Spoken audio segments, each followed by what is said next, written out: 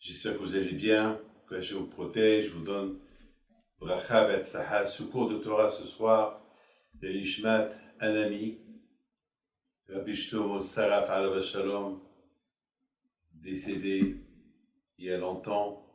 C'était vraiment mon Baal Habayit en Maroc. C'est un monsieur de grande émona, de grande classe. Et bien sûr, ce soir c'est son ex-guerre. Et je voudrais souhaiter que son âme soit toujours à Gan Eden avec mon ami Rabbi Mordechai Knafo et Maurice Moshe Ben Pinina Dahan, qui est décédé aujourd'hui, le père de Avi Dahan, celui qui est responsable de la Yeshiva de New York. Et là, une fois chez Lema aussi pour Rabbi Yaakov Attal et son fils Youssef Haïm Moshe Ben Liora, qui est tombé de l'échelle, Kashmi Lioma, une fois chez Lema. Et à la mémoire aussi de Shali Shalom, Torjman Alva Shalom. Alors, à Botay, aujourd'hui, nous allons un peu parler de tout. Mais surtout, on va parler de la paracha de la semaine, parce que la paracha de la semaine, elle nous parle de ce que les Juifs y mangeaient pendant 40 ans dans le désert. Comme on sait tous qu'on vit avec l'histoire. On fait Pessah en souvenir de la sortie de l'Égypte, et après la sortie de l'Égypte, Hachem nous a donné la Torah, les lois, et bien sûr, pendant 40 ans, on est resté dans le désert. Il faut savoir que pendant 40 ans, être dans le désert, vous savez c'est quoi? Être dans le désert 40 ans, il n'y avait pas de maison, pas de canalisation, pas de toilette, il n'y a pas de supermarché. Et rien qu'imaginez-vous Paris. Paris, il y a, je ne sais pas, 4, 5, 6 millions d'habitants. Imaginez-vous quelques millions de personnes, des enfants. Rien qu'imaginez-vous, il y avait déjà 600 000 hommes à partir de l'âge de 20 ans jusqu'à l'âge de 60 ans. Alors, combien ils étaient, sans compter les femmes. Alors, ajoute les vieux, ajoute les femmes, ajoute les jeunes filles, ajoute les enfants jusqu'à l'âge de 20 ans, ajoute aussi de 60 ans en plus, quelques millions de personnes. Comment ils ont vécu? Eh bien, à Bretagne, c'était la manne qui descendait du ciel. Ben, il faut être croyant, c'est comme ça. Il y avait à manger, on l'appelle la manne. C'est à manger qui descend du ciel chaque matin. Et il y avait des règles avec la manne. Ça veut dire que le vendredi, il descendait, il y avait pour 2 rations. Ça veut dire pour le vendredi et le Shabbat. Parce que le Shabbat, il ne descendait pas. Le Shabbat, c'est le jour de repos. Donc, les Juifs, ils voyaient bien que pendant toute la semaine, chacun prenait ce qu'il voulait. Il ne pouvait pas garder pour stocker, parce que stocker, ça veut dire garder, il allait pourrir. Pourquoi? Parce que Hachem, il a voulu éduquer les Juifs à avoir l'aïmouna, la foi en lui. Dvayom beomo. C'est Akash Baruch Hu qui donne la parnassa. C'est Akash Baruch Hu qui donne. Vous savez, beaucoup de fois, j'ai appris de mon père, alav shalom, jamais mon père n'a économisé de l'argent. Et lorsqu'il est décédé, on a cru qu'il allait laisser plein d'argent. Parce qu'on voyait les gens qui venaient chez lui. On a cru qu'il allait nous laisser beaucoup d'argent. Finalement, on a vu qu'il a laissé uniquement $6,000, pas plus.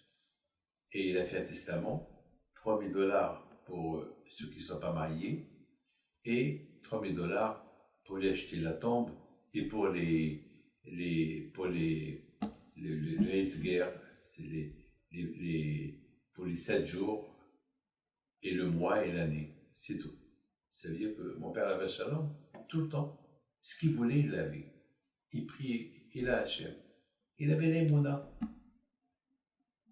On a vécu, on a vécu à la maison. Donc Hakadosh Baruch Hu, le bon Dieu, il a voulu éduquer les Juifs dans le désert pendant 40 ans, qu'il faut qu'ils sachent qu'il y a Dieu. Dieu existe. Tu demandes, il te donne. Mais il faut avoir confiance en lui. Moi, j'ai toujours dit, j'ai 2 femmes et j'ai 2 pères. Beaucoup de fois, les gens, lorsque je leur dis ça, 2 pères, ils ne comprennent pas, 2 femmes, ils ne comprennent pas. Alors, je leur dis, j'ai 2 femmes, ma femme, et l'autre femme, c'est la Torah. Et 2 pères, mon père biologique, et l'autre père, c'est Akadosh Baruch Hu, le bon Dieu. C'est comme ça. Et c'est comme ça c'est comme ça que nous avons grandi. On a grandi dans ces idées-là avec mon père Alav Shalom. Donc Akadosh Baruch Hu, il a voulu éduquer les Juifs pendant 40 ans que la manne, c'est à manger qui descendait du ciel chaque matin. Chaque matin, chacun il avait sa ration. Chaque matin. Ah maintenant, vous savez, et dans la manne, il y avait tous les goûts. Ça veut dire, il y avait un miracle. Que pendant 40 ans dans le désert, bien sûr, ils pouvaient même, les femmes, ils vont même, par exemple, ils veulent faire de la friture. Ça veut dire, ils mangeaient l'imagination. Ça veut dire, ils pouvaient avoir le goût du poulet, de la viande, de la dinde, des truffes, je ne sais pas moi, couscous, ce qu'ils veulent. Il y avait tous les goûts de la manne. Et à tel point que les femmes, ils vont même faire la cuisine avec la manne. Cette manne, c'est comme une farine, c'est comme une couscous, la manne, on ne sait pas c'est quoi. D'ailleurs, on s'appelle manho. Mazé, c'est quoi ça? On ne sait pas. Alors, la première fois qu'ils ont vu la manne, ils étaient tous, chacun se posait la question, ils étaient étonnés. C'est quoi ça? C'est quoi ça? Donc, ils l'ont appelé c'est quoi? Ils ne savent pas, il n'y a pas de nom. C'est un manger qui vient du ciel chaque matin. Et la manne, il s'est arrêté 40 ans plus tard, lorsque les Juifs ils sont entrés dans la terre de Canaan. Lorsqu'ils sont entrés dans la terre de Canaan, là, la manne, il s'est arrêté. Là, les Bénissés, ils ont commencé à manger le manger normal. Mes amis, c'est écrit dans la Torah, la paracha de cette semaine, c'est écrit que les Juifs, ils avaient ras-le-bol. Ils se sont révoltés contre Moshe Rabbeinu. Ils ont dit, on a ras-le-bol de manger la manne. On veut du repas. On veut manger, on ne peut plus. On veut. Alors ils ont commencé à dire, on se rappelle ce qu'on a mangé en Égypte, les oignons, l'ail, les pastèques et le poisson, etc. Et on se rappelle. Bien sûr, parce que n'oubliez pas, 1 an avant qu'ils ont quitté l'Égypte, pendant cette année, le bon Dieu, il a frappé les Égyptiens avec les 10 plaies. Donc pendant 1 an, les Juifs, ils n'ont pas travaillé. Ils n'étaient pas esclaves, du contraire, ils étaient libres. Donc pendant cette année, ils se sont éclatés de tout. Et ils ont mangé tout ce qu'ils n'ont pas mangé pendant 400 ans d'esclavage. Pendant cette année-là, ils ont mangé de tout. Mais, maintenant dans le désert, il n'y a pas tout ça. Le désert, c'est le désert. Alors là, ils se sont révoltés contre Moshe Rabbeinu. Mais la question se pose. Attends, vous êtes des menteurs. Comment vous pouvez dire qu'il n'y a rien? C'est pas possible. Alors, ils mangeaient la manne. S'ils veulent le goût de l'ail, dans la manne, il y a le goût de l'ail. Ils veulent un chewing-gum, il y a le goût du chewing-gum. Ils veulent des truffes, il y a le goût des truffes. Ce qu'ils voulaient, ils avaient. Alors, c'est quoi le problème? C'est quoi le problème? Mais, et c'est écrit dans la Torah que vraiment ils ont fait une révolution. Ils ont dit, Ve'ata nafshinu yafsha, el kol, piti el aman enenu, on a ras-le-bol. Il n'y a rien du tout. Tout le temps, on voit la manne, toujours, avec les. On veut voir, ça suffit, on veut. Mais attends, mais vous cherchez des excuses. Il y a 2 grands rabbins d'origine du Maroc. Il y a un grand arabe qui dit quelque chose de magnifique. Il dit, il s'appelle Rabbi Abraham, Alav Shalom. C'est Rabbi Hida Alav Shalom qui l'apporte. Il dit quelque chose de magnifique. Il dit que chaque chose qu'on mange, il y a une bracha. Par exemple, on mange la pomme de terre, on dit Boré Pere Adama. béni sois-tu Hachem, que tu nous as donné la pomme de terre qu'elle a poussée de la terre. Tu manges une pomme, donc on fait une bracha, béni sois-tu Hachem, que tu as fait pousser cette pomme de l'arbre. On se lave les mains, on mange le pain, on dit ce qu'on mange, il y a une bracha différente.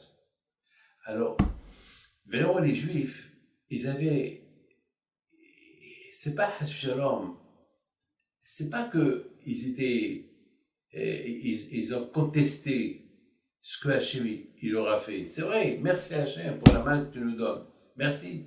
Mais eux, ils ont voulu faire des brachot. Alors, pour la manne, il n'y avait qu'une seule bracha. Il y avait une seule bracha. Je ne peux pas vous dire quelle bracha il y avait. Je ne peux pas vous dire. Ça, c'est une grande discussion. Ce n'est pas le sujet de mon cours ce soir. Quelle bracha il faisait pour la manne. Je vous donne, imaginez-vous, quelqu'un qui veut une pomme, il prend la manne, il mange la manne, mais il veut avoir le goût de la pomme. Alors, est-ce qu'il fait Boré Peraetz?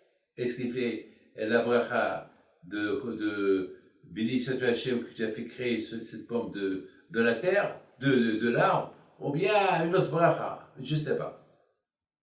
On ne sait pas. Il y a beaucoup de rabbins qui discutent quelle bracha les Juifs y faisaient lorsqu'ils mangeaient la manne. Quelle bracha? On ne sait pas. De toutes les façons, eux, ils ont contesté, ils n'ont pas contesté tout le bien que Hachem fait avec eux. Mais ce que eux, ils ont demandé, Moshe, on veut faire des brachot. Il y a, pour chaque manger qu'on mange, il y a une bracha différente. Et là, toujours la même bracha, on a ras-le-bol. Ça, c'est ce qu'un grand rabbin marocain, il donne comme réponse. Et moi, j'ai réfléchi. J'ai dit que finalement, vous savez qu'on dit un aveugle, on compare un aveugle à un mort. Pourquoi? Parce qu'un aveugle, il ne voit pas. Même s'il est milliardaire, même s'il a des milliards, il ne les voit pas. Même s'il a toute la bourse des diamants, elle est à lui. Mais il ne les voit pas. Vous savez, c'est avec les yeux qu'on kiffe. Vous savez, vous apportez un beau cadeau à votre femme, un beau diamant. Vous savez, est-ce qu'elle va le manger? Elle ne va pas le manger. C'est les yeux. Maintenant, de plus que le diamant il est gros, alors la satisfaction, elle est grande. Je raconte une petite histoire. Une fois, j'ai apporté je voulais rigoler. Alors, j'ai apporté comment ça s'appelle, j'ai acheté il y a longtemps. Je ne sais même pas si ma femme se rappelle de cette histoire-là, mais je vous la raconte quand même. Une fois, j'ai acheté vous savez qu'en Israël, il y a, comment ça s'appelle, il y a des diamants qui s'appellent du zircon. Le zircon, ça veut dire que c'est des faux diamants. Mais lorsque tu les vois, on dirait que c'est des diamants. Mais c'est du zircon. C'est pas le vrai diamant. Le vrai diamant, il coûte cher. Mais celle-là, ça ne coûte pas. C'est des faux diamants. Mais il faut être vraiment un diamantaire pour savoir, parce qu'un diamantaire, il peut savoir c'est quoi le vrai diamant, c'est quoi le faux diamant. C'est pour ça qu'il s'appelle diamantaire. Alors, j'ai apporté un gros zircon, et j'ai mis dans une boîte, une belle boîte. Et j'ai dit, ouais, depuis longtemps, je lui ai dit, je vais t'apporter un beau cadeau, et je lui ai apporté. Elle était heureuse, elle était contente. Ouais, elle dit, mais d'où tu as eu l'argent? Comment, bon. Maintenant, j'ai bien un problème. Je me suis fait avoir. Maintenant, comment je vais lui dire que je rigolais? Maintenant, je ne savais pas. Elle était tellement heureuse et contente. Comment je vais casser? Comment je vais faire? Alors pour elle, déjà, elle pensait à l'assurance, et combien ça coûte. Je n'ai pas voulu dire combien ça coûte. Au départ, je voulais m'amuser, jusqu'à que ça s'est devenu une vraie histoire, une réalité, et je ne savais plus comment m'en sortir de cette affaire. Alors j'ai commencé à lui dire, tu sais, j'ai réfléchi, toute la nuit j'ai réfléchi que c'est un gros diamant, c'est El Ara, ne le porte pas. Et j'aimais la porter, à cause de El Ara, parce que, soi-disant El Ara. Alors, un jour, on était en bonne humeur, elle était en train de faire un peu un bilan des bijoux qu'elle a. Alors je dis, c'est bien, fais ton bilan, mais ne pense pas à ça. Ça, c'est Wallo, c'est du zircon. Elle a commencé à rigoler. Bon, c'était du passé. Mes amis, les yeux. Lorsque vous allez à un mariage, vous voyez des buffets. Vous savez, la première chose, la première réaction, c'est les yeux. Et les yeux, on voit. Waouh, waouh, waouh, waouh. C'est les yeux. Vous savez, les yeux, jamais ils ne se rasent. Et jamais ils vont se rassasier. On dirait qu'on veut, parfois on veut tout, on veut tout. Beaucoup de fois, lorsqu'il y a un qui douche, tout le monde saute sur la table. Chacun, il a peur que ce qu'il aime, un autre va lui prendre. Et total, à la fin, tout reste. Tout le monde a mangé, et les serveurs, ils ajoutent, et à la fin. Beaucoup de fois, dans les hôtels, je vois des gens qui apportent 3 et 4, parce qu'il y a un grand buffet, tellement, ils apportent 3, 4 assiettes, chacun. Et total, à la fin, ils ne vont même pas manger une assiette. Parce qu'ils croient qu'ils veulent tout manger. Mes amis, je pense que les Juifs, dans le désert, Akadosh Baruch Hu, il a voulu leur donner une leçon. C'est quoi la leçon? La leçon est, lorsque il n'y a que dans la Torah qu'on trouve toujours une nouveauté. C'est tout. Ça veut dire toujours, dans la Torah, on trouve toujours quelque chose de nouveau. Un hidouche. Vous savez, mes amis, chaque fois que j'étudie la Torah, ou chaque fois que je donne, vous savez, je donne beaucoup de cours de Torah. Et bien sûr, si vous écoutez tous les cours de Torah, en principe, tous les cours de Torah, presque, ils se ressemblent. Mais ce qu'il y a, il y a toujours un peu plus, il y a toujours un petit hidouche, une petite nouveauté. Et c'est ça la Torah. La Torah, c'est toujours une répétition, répétition, et répétition. Et toujours on apprend, et on apprend, on apprend. Akadosh Baruch Hu, il a voulu éduquer les Juifs dans les déserts pendant 40 ans, pas à vouloir chercher rien qu'à manger, à manger, à manger. C'est pas des vacances, 40 ans dans le désert. C'est pourquoi c'est écrit que les Juifs, ils ont vraiment souffert avec la manne. Ils avaient toujours faim et ils souffraient. J'ai rien compris. Comment ils peuvent avoir faim avec la manne, mais la manne était bien, la manne. Comment ils ont toujours... justement, quand je vois toujours, il a voulu qu'ils sentent qu'il y a la faim pour qu'ils dépendent que demain il leur donnera encore. Et c'est comme ça quand je serai éduqué les Juifs dans le désert à avoir toujours, lorsqu'ils veulent, ils ont besoin de quelque chose, demander à Kadosh Baruch Hu. Il faut demander à Kadosh Baruch Hu. Il faut toujours demander. Mes amis, et c'était ça la souffrance. La souffrance que les Juifs ils avaient, c'est parce que toujours ils voyaient la même nourriture, la manne.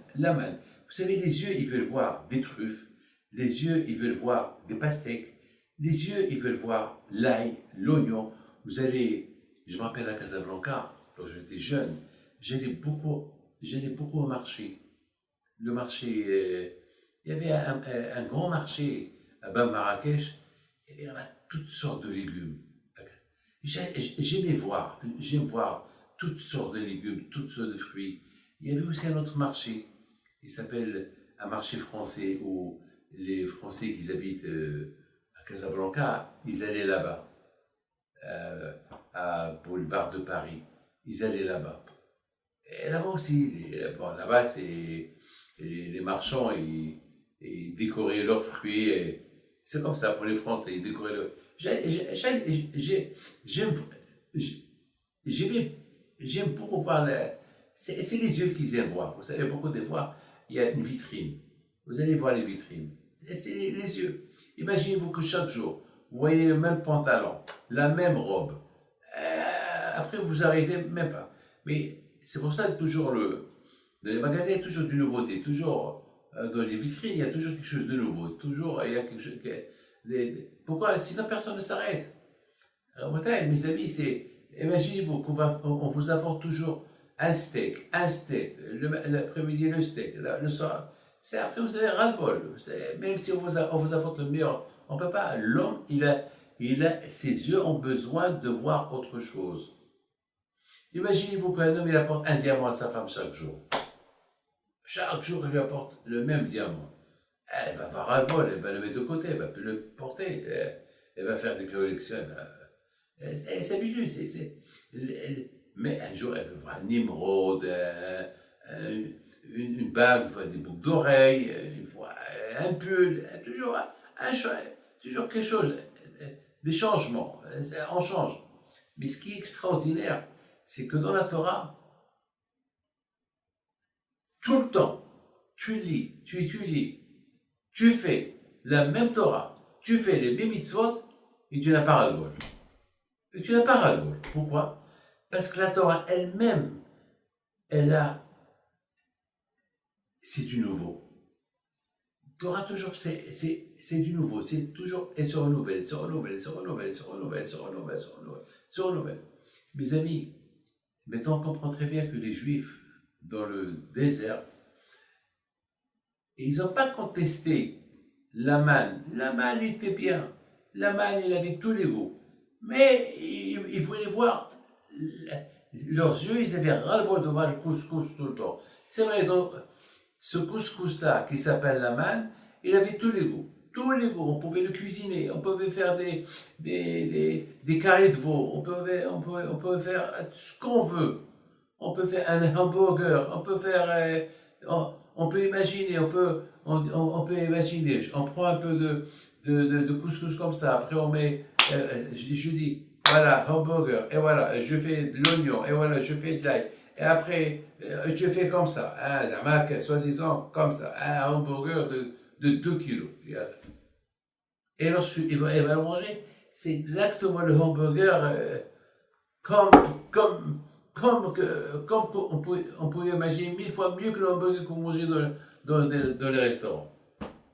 Mais ils veulent voir ils ont voulu voir le vrai hamburger. Là. Ah ben pourquoi le bon Dieu il leur a pas donné ce plaisir? Parce qu'Hachem, pendant 40 ans, il a voulu les éduquer que le vrai plaisir, c'est que dans la Torah. C'est tout. Et c'est ce que Hachem, il a voulu leur donner ce plaisir-là. Et je voudrais, mes amis, vous raconter une histoire. Très belle histoire. Il y a un homme qui vient chez moi. Il était monsieur qui est malade. Il me dit, Rabbi David, je suis venu il y a 40 ans chez ton père. Vous savez me raconter, 45 ans, je suis venu chez ton père, j'avais la même maladie, et il m'a fait le bracha et j'ai guéri. Et voilà maintenant, 45 ans plus tard, 45 ans plus tard, voilà, je suis retombé malade. Alors voilà, je viens chez vous. Alors, et j'ai commencé, au départ, je lui dis, moi je ne suis pas mon père. Moi je ne suis pas mon père. Vous savez ce qu'il me répond? Il me répond, alors si vous n'êtes pas votre père, si vous n'êtes pas comme votre père, alors qu'est-ce que vous faites? Pourquoi vous recevez les gens? Qu'est-ce que vous faites là? Il m'a fait honte. Il m'a fait honte. À un moment donné, j'ai réfléchi, j'ai dit, bon David, au fait, tu n'es pas comme ton père. Bon, alors, mais il veut le bracha, pas le zéro, pas le mérite de ton père, c'est tout. C'est tout, pas le mérite de ton père. Vous savez, mes amis, beaucoup de fois, on s'habitue, même lorsqu'on fait des bénédictions aux gens, parfois on s'habitue. On s'habitue. Non, il ne faut pas s'habituer parce que chacun est son cas. Chacun est son cas. Donc, je voudrais, mes amis, vous raconter une très belle histoire que il y a le fils d'un Dayan, il m'a raconté, ça s'est passé, cette histoire, elle s'est passée il y a peut-être 30 ans, 35 ans, il y a longtemps. Il y a, à l'époque, lorsque j'étais à Lyon, à Villeurbanne, et Rab Haikin Alava Shalom, le Rosh Yeshiva d'Aix-les-Bains, j'étais ami avec lui. Et beaucoup de fois, lorsqu'ils faisaient à l'Akba Omer, lorsqu'ils ont fait une soirée de l'Akba Omer, tant qu'ils m'ont invité comme un invité d'honneur pour bénir les gens. Et c'est la première fois que je suis parti à Aix-les-Bains pour assister à ce gala. Et tout le monde était là.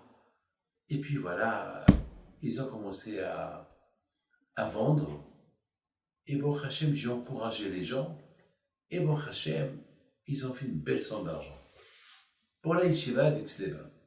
Tout le monde était content. Et à la fin, ils ont fait un tirage au sort. Alors, il y avait quelques voyages à gagner. Et à l'époque, gagner un voyage, c'était quelque chose de magnifique. C'est pas comme aujourd'hui. À l'époque, c'est pas tout le monde qui pouvait se permettre de prendre l'avion pour venir en Israël ou pour aller en Amérique. Donc, celui qui gagne, il gagne un billet pour venir en Israël. Donc, il y a eu le Dayan de Marseille, un des Dayan de Marseille, je ne peux pas dire son nom, c'est son fils qui me l'a raconté.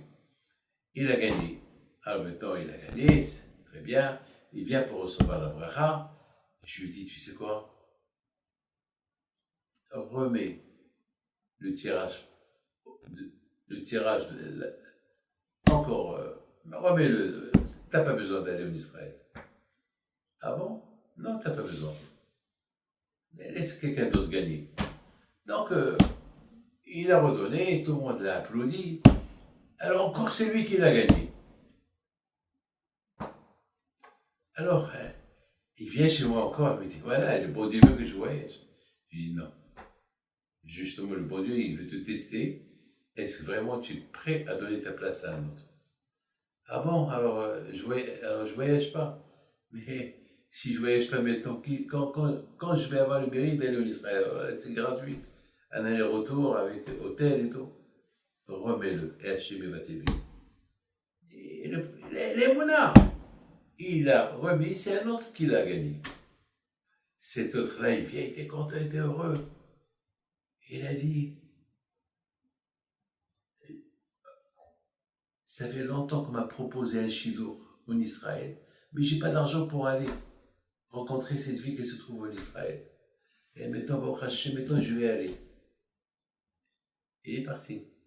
Il est venu chidour, il s'est marié, il a des enfants. Et Baruch Hashem, l'autre qui a donné celui qui a gagné 2 fois la loterie, Baruch Hashem, il s'est marié, il a réussi, il est Dayan, il a une grande synagogue, et Baruch Hashem, et ses enfants ils sont dans la Torah, et lui aussi il a gagné. Peut-être c'est grâce à ça. Mes amis, c'est ça les mouna. HaKadosh Baruch Hu, il a voulu que l'Ibn Israël, pendant les 40 ans de le désert, c'est pas le manger qui doit les intéresser. C'est pas Allah et c'est pas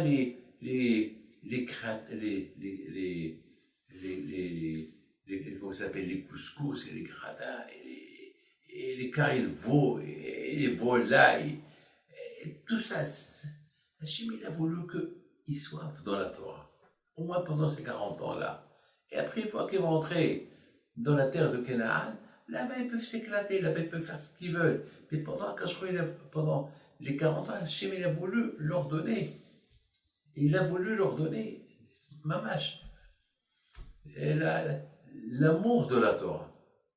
Donc maintenant, on a compris.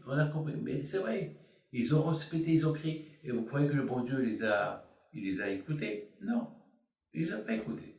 Même qu'ils ont respecté, même qu'ils ont fait une révolution, on veut de la viande, on veut ça.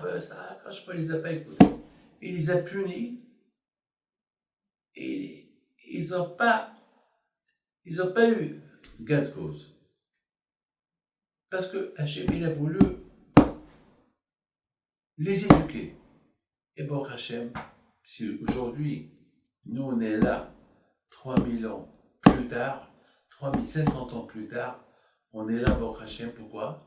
C'est parce que, grâce à Dieu, il y a toujours en nous quelque chose de nos parents qui ont été éduqués par Moshe Rabbeinu lui-même. Vous savez, dans la paracha de cette semaine, il y a quelque chose de magnifique qui s'est passé. Il s'est passé que Moshe Rabbeinu alav shalom était assis, et soudainement, parce que le pauvre il avait ras-le-bol, là, tout le monde est venu chez lui, tout le monde, des millions de juifs, il était seul. Alors Hachem il a dit, écoute, tu sais quoi, voilà, tu vas nommer 70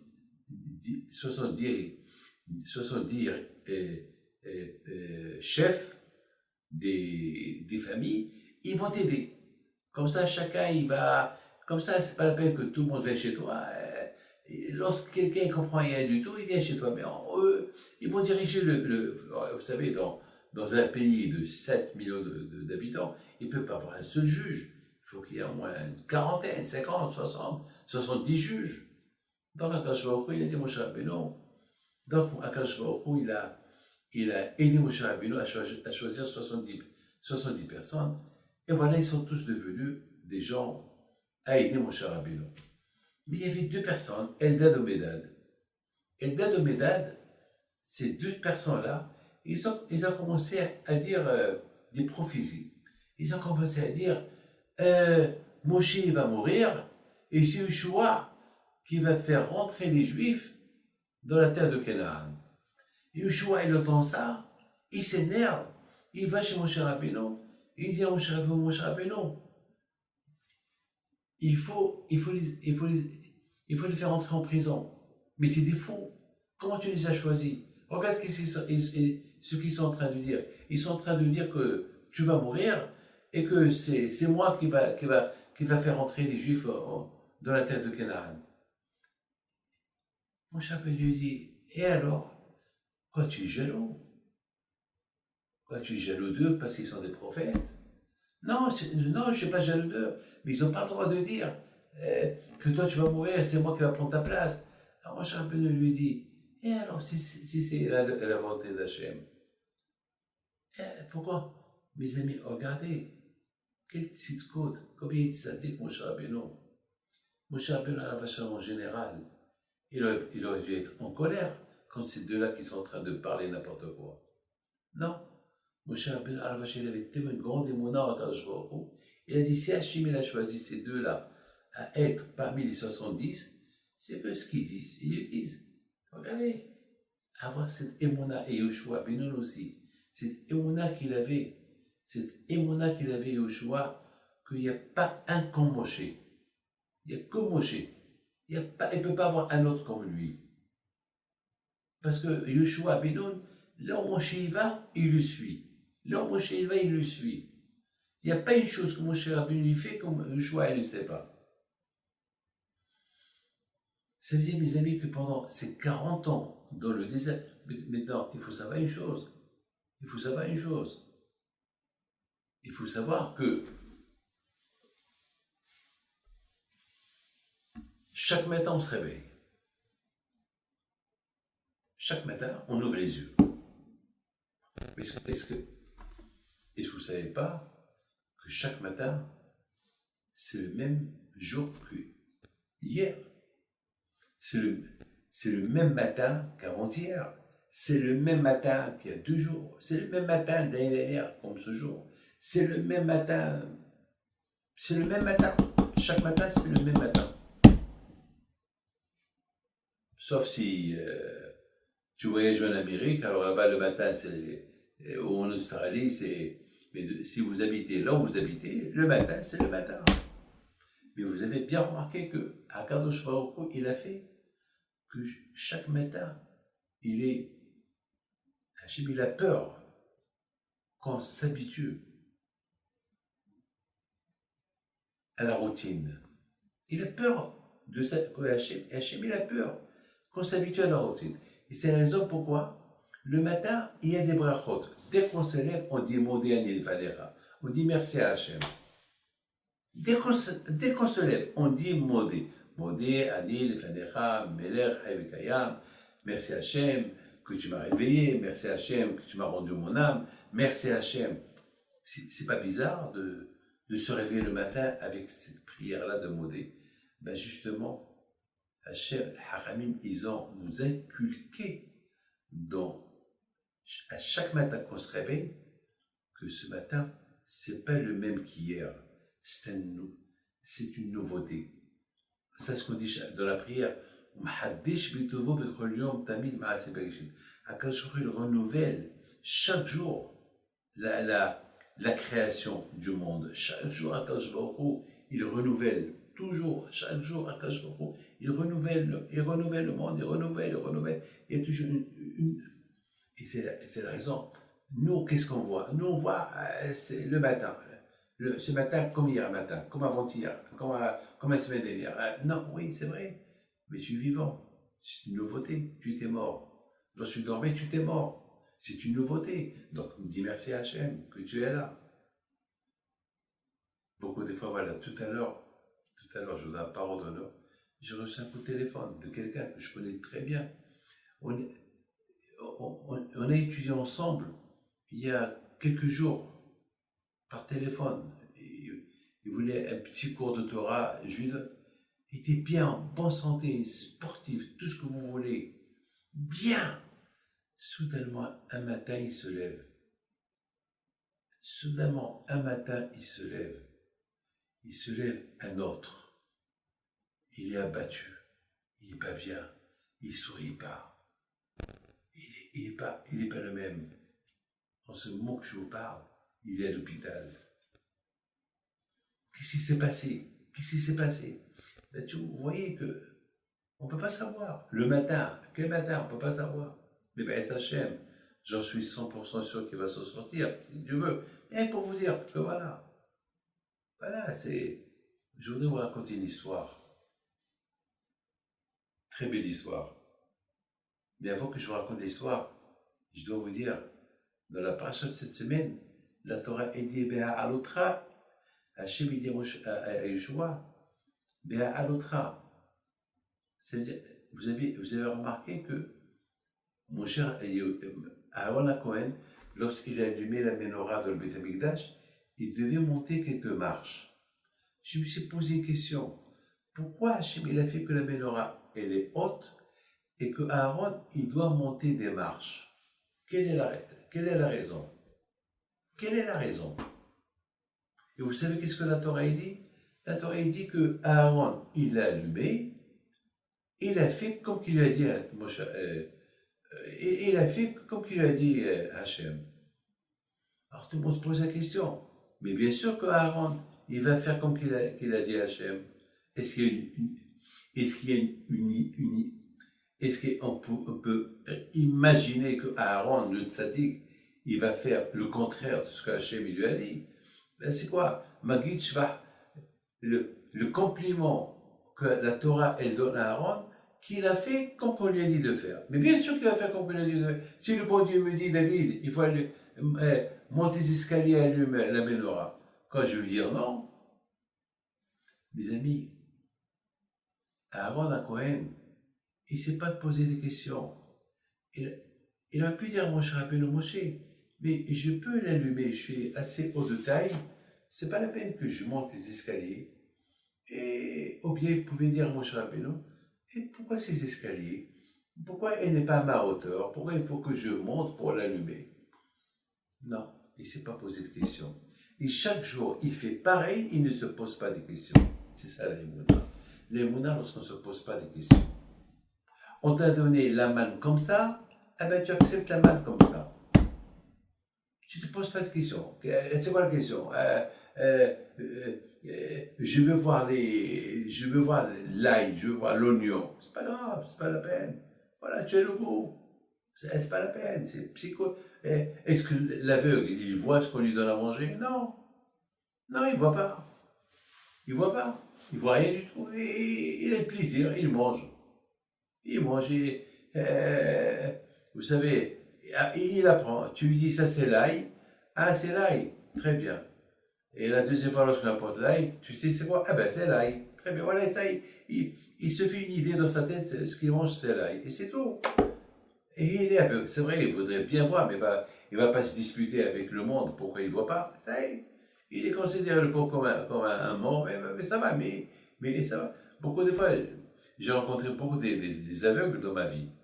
Et lorsqu'ils étaient en train de manger, je leur ai dit, une fois, j'ai pris une olive et je l'ai donnée à un aveugle. J'ai dit, c'est quoi ça? Il m'a dit, zitouna, l'olive. Ah, tu sais, bien sûr. J'ai pris encore un petit morceau de poulet, je lui ai donné. Et ça, c'est quoi ça? Ça, c'est djaja, c'est le poulet. Voilà, c'est comme ça. Donc, ils s'arrêtent dans le désert, ils n'avaient pas besoin de la manne, ce qu'ils voulaient. Non, ils ont dit, on veut voir le poulet, on veut voir le. Qu'est-ce que je leur ai dit? C'est pas ça. Je ne vous ai pas fait de sortir de l'Égypte pour des bêtises comme ça suffit. Soyez des gens spirituels. Mes amis, je voudrais terminer avec une belle histoire que je vais vous raconter. Très belle histoire. Vous savez, et après on va aller pèleriner de Tzadikim. L'histoire elle est comme ça, c'est passé au Brésil. Vous savez, une fois, j'étais chez mon Baal Habayit, Rahmani, que le bon Dieu le protège, et on devait aller à un mariage de la famille Tawil. Et vous savez, au Brésil, toutes les voitures sont blindées. Toutes les voitures elles sont blindées. Et jamais j'oublierai ça. Et le chauffeur, il roulait, à un moment donné, il roulait dans des rues sales, des endroits dangereux, vraiment, bémette. Hein, j'ai dit, est-ce que vous êtes sûr que là où on va, et c'était l'obscurité. Oui, c'est comme ça, ne vous inquiétez pas, de toute façon, la voiture, elle est blindée. Et ici, c'est la route, il n'y a pas, ici, ils n'attaquent pas, non, non, ça va. Et d'ailleurs, ils savent, et même les gangs, ils savent qu'il y a un grand truc de mariage là, et ils savent pas, il y a des arrangements entre des groupes maladroits, donc ça va. Et à un moment donné, la voiture, elle arrive, il y avait un trafic light, il y avait un feu rouge. Ou tu tournes à gauche ou à droite. Maintenant, le chauffeur, il avait un doute. À gauche ou à droite? Il a pris la droite. Je vous donne parole d'honneur. C'est une droite qui n'est pas droite. Il est rentré exactement dans l'endroit le plus dangereux de São Paulo. Là où il y avait les favelas, vous savez, si vous voyez, c'est une voiture, une BM blindée, tout le monde qui nous regarde, il y avait là-bas des haches, tatouages, ça faisait peur.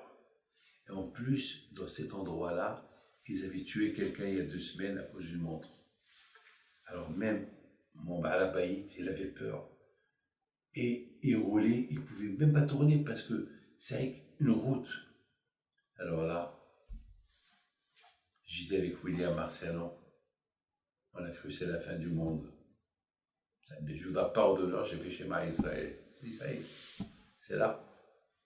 C'est là. Et à un moment donné, le chauffeur, il est pâle. Il ne savait plus quoi faire. Et voilà, il roule. Et de plus qu'il roule, il rentre encore à l'intérieur des endroits les plus dangereux. Et à un moment donné, on tombe devant un mur. Bon, Hachem n'avait personne. Ça lui a pris du temps pour tourner. Il a tourné. J'ai dit, Hachem, on est venu pour une mitzvah. Je tremblais. Je ne pouvais même pas appeler ma femme pour lui dire adieu. À qui je vais appeler? Tous. Même mon Baal Habayit qui est qu'il est brésilien, il avait peur. J'ai dit Hachem, fais à ce qu'on ne nous voit pas. Hachem, je t'en prie, fais-le par rapport à la Torah. Je ne suis pas de tzaddik, mais j'ai des petits-enfants, je ne les ai pas encore mariés, j'ai marié encore personne. Et je priais à Kadosh Baruch Hu, je n'ai jamais prié comme j'ai prié. Toujours on prie bien Hachem. Mais pour prier comme ça, parce qu'il faut avoir l'émona. Et à un moment donné, je vous donne parole d'honneur. C'était facile. Il y avait beaucoup de monde. Ils pouvaient arrêter. Et c'est fini pour nous. C'est fini pour nous. Parce que la police, elle ne rentre pas dans ces endroits, la police. Elle ne rentre pas. Elle ne rentre pas. Et à un moment donné, on voit que les gens nous laissent sortir. On dirait qu'on était invisible. Béhémet, invisible. Et je priais. Il sortait. Jusqu'à qu'il est sorti, on arrive au feu rouge. Je lui dis, on est venu de là-bas, au lieu que tu tournes de l'autre côté, tu as tourné par là. Alors maintenant, il faut aller tout droit. 100%, là où il y a des arbres, c'est là-bas l'endroit qu'on cherche. On arrive là-bas. C'était Gan Eden. Et là, j'ai dit, David, tu vois, et là-bas, c'est un mariage. Tous les riches du monde, ils étaient là-bas. Et tu voyais, vous savez, et la décoration. Et je commence à réfléchir. David, reset, fais marche arrière. La voiture, elle s'arrête. À gauche, c'était Gan Eden. Et à droite, c'était Gehinam. Et la distance entre Gan Eden et Gehinam, c'est avec cette route. On aurait pu être tué là-bas. Et là, il y a toute la beauté du monde, elle est là. Et qu'est-ce qui nous a sauvés? Et c'est quoi la leçon? La leçon, quand il a voulu m'enseigner, tu vois David, Taïmouna, en moi, elle t'a sauvé la vie. La prière. Connaître Hachem pour prier. C'est ça le plus important. Et pourquoi on va chaque semaine à la découverte des tzadikim du Maroc, du monde entier, de l'Europe, de l'Est ou de l'Europe de l'Ouest, je sais pas moi, c'est pour se renforcer dans la Emouna. Alors mes amis, on va voir quelques tzadikim maintenant, que j'ai visités, et c'est super, et c'est beau. C'est beau. Voilà, on est à Anana.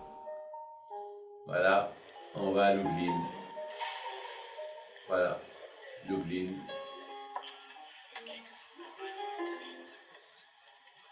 Voilà, c'est comme ça, mes amis. Il est 4h30 du matin. On est en Pologne. On fait la prière dans le bus. Et oui, c'est inimaginable.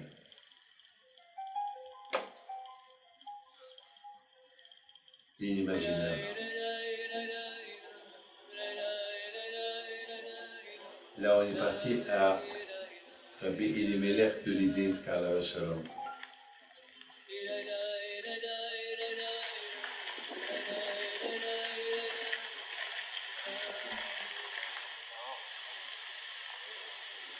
Il y a Rabbi Moshe, mon fils, qui était avec nous. Rabbi Elimelech de Lizinsk, c'est l'un des grands tzadikim de la génération. Et là, on raconte qu'un homme, il a porté sa fille, et sa fille était très petite de taille. Il a dit au rabbi, qui va la marier?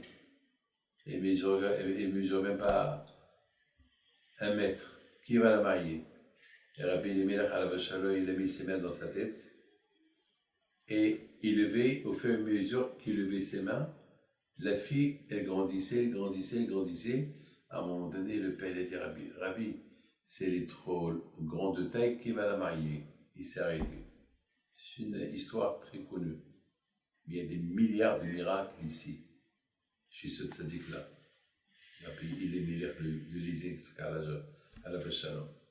Un jour que vous aurez la possibilité d'aller pèleriner, il y a des milliers de personnes qui vont chaque année le pèleriner.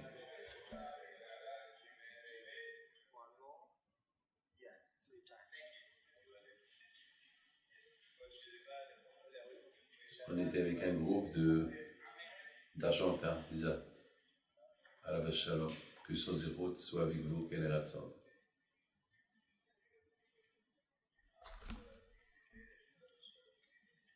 Que son zéro soit avec vous. Amen.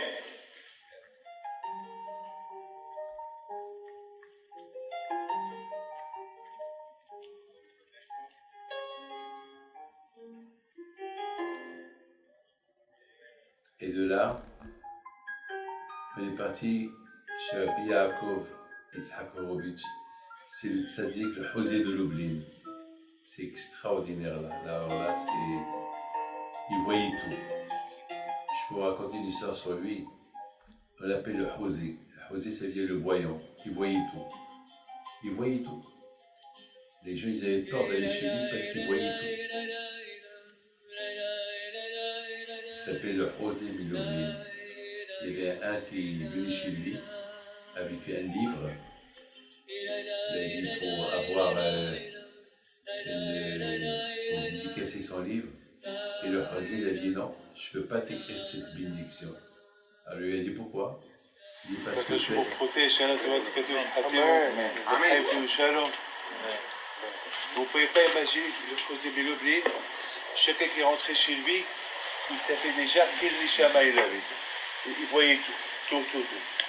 Il se faisait pas avec toi, mais il savait comment manger.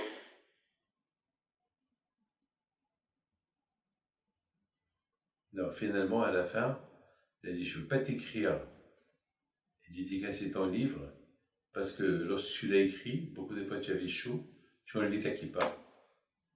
Alors le rabbin lui a dit mais comment tu sais?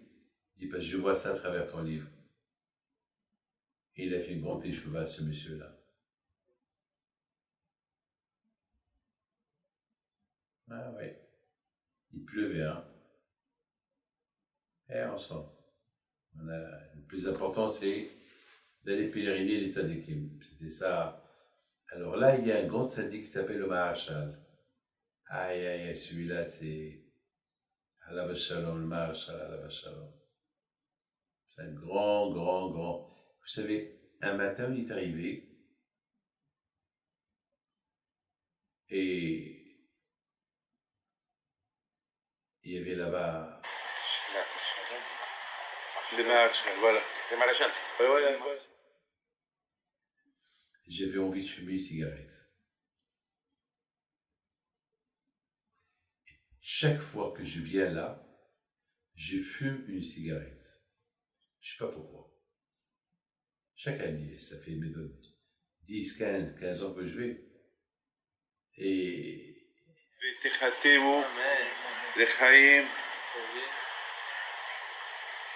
לחיים טובים ושלום כלרצון. אמן. הקדוש ברוך הוא ייתן לכם פרנסה טובה. אמן. רפואה שלמה. אמן.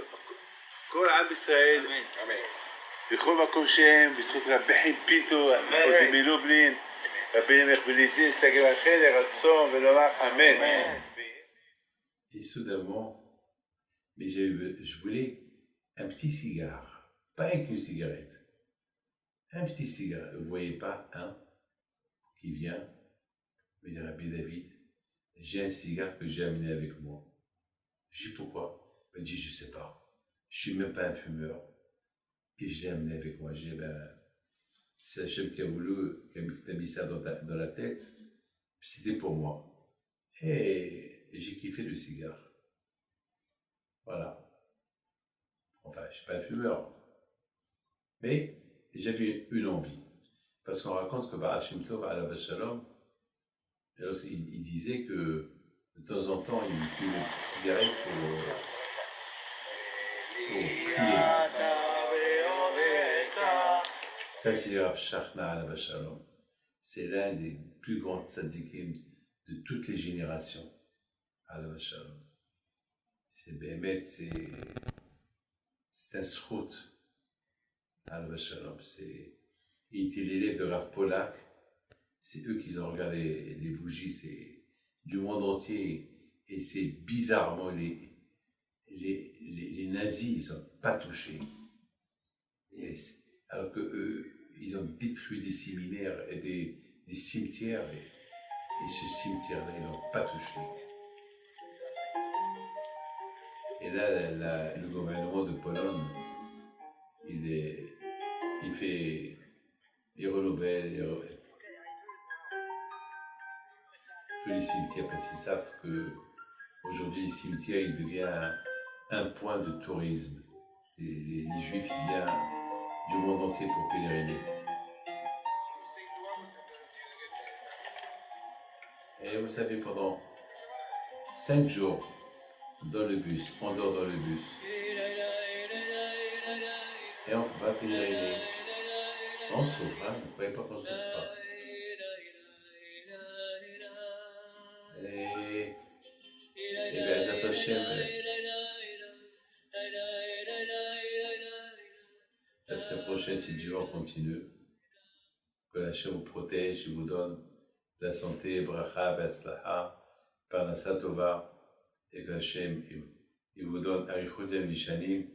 Donc, ce cours de Torah, l'Ilui Ishmat, notre ami Rabbi Shlomo Seraf Alav Shalom, Rabbi Mordechai Knafo, Maurice Moshe Ben Pnina Dahan et Shari Shalom Turjman Alav Shalom et Refoua Shelema pour tous ceux qui sont malades.